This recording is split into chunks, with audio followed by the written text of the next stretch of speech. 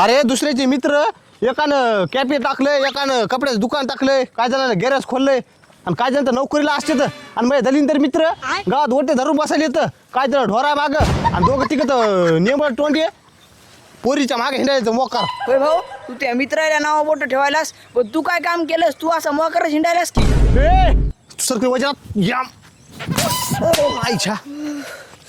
अरे मला तू मोकार मायलास, तुला माहित आहे का मी काय काम करायलो? कोणाच माहित नाही आणि मी काय करायलो मला बी माहित नाही, पण एका दिवशी सक्सेस होणारच आहे.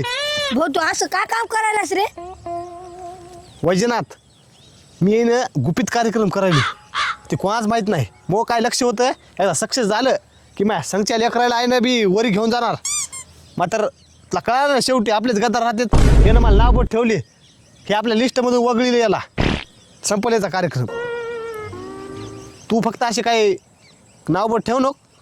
आखरी बसतो राय तू बी मॅवनी काहीतरी करतो, तू बी काहीतरी सटक होतो. कळालं का? भाऊ माझ्या लिस्ट मध्ये वापस घेणार रे, मला बी नेणं कुठं वर न्यालास तिथं. तो संपलं भया. एकदा माया लिस्टमधून जे माणूस कटलं त्याला दुमार मी गिनीत नसतो. संपल त्याचा कार्यक्रमच.